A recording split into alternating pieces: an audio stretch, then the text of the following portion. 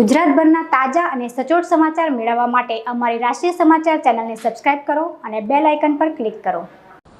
સુરતમાં હીરા ઉદ્યોગ વિશ્વમાં નામાંકિત છે, ત્યારે હીરા ઉદ્યોગમાં છેલ્લા 2 વર્ષથી મંદીનો માહોલ ચાલી રહ્યો છે, જેથી રત્ન કલાકારોની હાલત કફોડી થઈ ગઈ છે।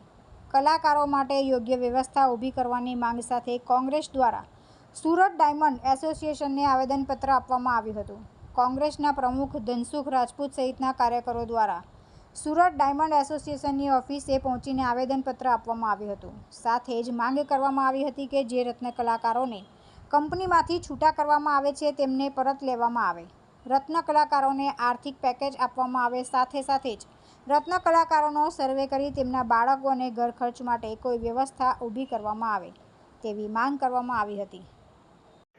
જી, તમારું નામ? કલ્પેશ બારોટ, પ્રવક્તા સુરત શહેર જિલ્લા કોંગ્રેસ સમિતિ।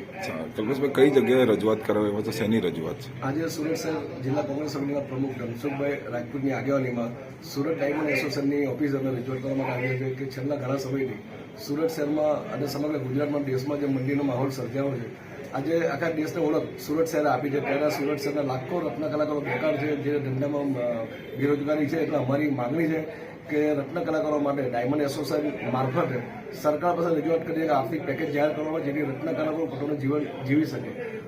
આગામી સમયમાં દિવાળીનો સમય આવી રહ્યો, ત્યારે ઘણા રત્ન કલાકારો આત્મહત્યા કરી રહ્યા છે, એ લોકોને રોકવા માટે હેલ્પલાઇન જાહેર કરવી જોઈએ એવી માંગણી સુરત શહેર કોંગ્રેસ સમિતિ દ્વારા હતી। અને બીજું ખાસ કરીને અમને આનંદ છે કે કોંગ્રેસની પરિસ્થિતિ એટલી ખરાબ છે કે તમામ ખાતા સરકાર દ્વારા સીલ કરવામાં આવ્યા હોવા છતાં સુરત શહેર કોંગ્રેસના પ્રમુખ ધનસુખભાઈ રાજપૂત દ્વારા રત્ન કલાકારોના હિત માટે ડાયમંડ એસોસિએશનને 1 લાખ રૂપિયા આપવાની જાહેરાત કરી છે। અને આશા રાખીએ કે શહેરના ઘણા ઉદ્યોગપતિ પણ આ રીતે ડાયમંડ એસોસિએશન સાથે જોડાય અને રત્ન કલાકારોના હિત અને હક અધિકારની લડાઈ માટે બહાર આવે એવી મારી એક વિનંતી છે।